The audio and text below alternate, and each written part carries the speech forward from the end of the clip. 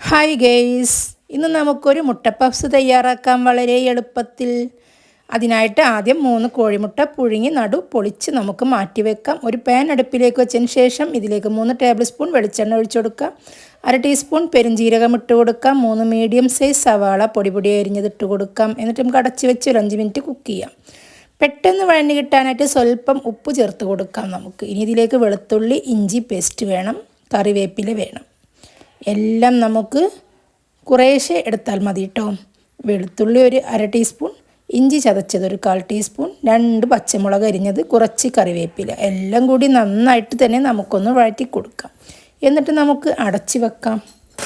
അടച്ച് വെച്ച് ഒരു 2 മിനിറ്റിന് ശേഷം തുറന്ന് നോക്കിയാൽ നമ്മുടെ ഈ സവാള നന്നായി വാടി വന്നിട്ടുണ്ടാകും. അപ്പോൾ ഇതിലേക്ക് മസാലപ്പൊടികൾ ചേർത്ത് കൊടുക്കാം. 1/4 ടീസ്പൂൺ മഞ്ഞൾപ്പൊടി, 1/4 ടീസ്പൂൺ മുളക് പൊടി, ഗരം മസാലപ്പൊടി, കുരുമുളക് പൊടി, എല്ലാതും ഒരു 1/4 ടീസ്പൂണും 1/2 ടീസ്പൂണും നിങ്ങളുടെ എരിവിനനുസരിച്ച് ചേർത്ത് കൊടുത്താൽ മതി കേട്ടോ. ഇനി ഇതിലേക്ക് ലാസ്റ്റായിട്ട് നമുക്ക് ടൊമാറ്റോ സോസ് ഒരു 2 ടേബിൾ സ്പൂൺ ഒഴിച്ച് കൊടുത്തിട്ട് തീ ഓഫാക്കി കൊടുക്കാം. ഇനി നമുക്ക് സമൂസ ഷീറ്റ് എടുത്ത് പ്ലസ് പോലെ വെക്കുക. എന്നിട്ട് അതിലേക്ക് ഫില്ലിങ് നിറച്ച് കൊടുക്കാം. നടുപൊളിച്ച് വെച്ച കോഴിമുട്ട അതിൻ്റെ മീതെ വെച്ച് കൊടുത്ത് മൈദമാവ് ലേശം കട്ടിയിൽ കലക്കിയെടുത്തിട്ട് ഒട്ടിച്ചു കൊടുക്കാം.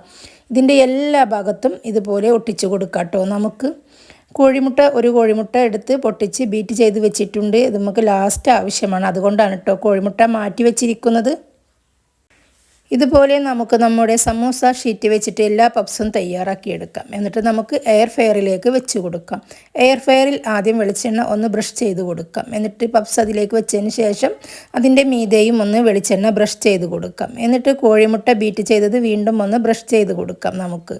എന്നിട്ട് നമുക്ക് എയർ ഫ്രയറിലേക്ക് വെച്ച് കൊടുക്കാം കേട്ടോ. 200-ൽ ഇട്ടതിന് ശേഷം ഒരു 10 മിനിറ്റ് ടൈം സെറ്റ് ചെയ്തിട്ട് നമുക്കതിലേക്ക് വെച്ച് കൊടുക്കാം.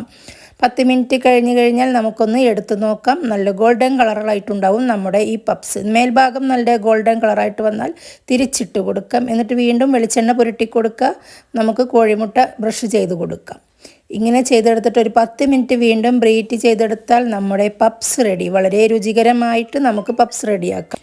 ഇതിൻ്റെ ഒരു ഫുൾ വീഡിയോ ഞാൻ എൻ്റെ ചാനലിൽ അപ്ലോഡ് ചെയ്തിട്ടുണ്ട്, കയറി കാണാൻ മറക്കല്ലേ. വിശദമായിട്ടെല്ലാ കാര്യങ്ങളും അതിൽ പറയുന്നുണ്ട്. അപ്പോൾ നമുക്ക് അടുത്ത വീഡിയോയുമായിട്ട് വീണ്ടും കാണാം. Okay, by.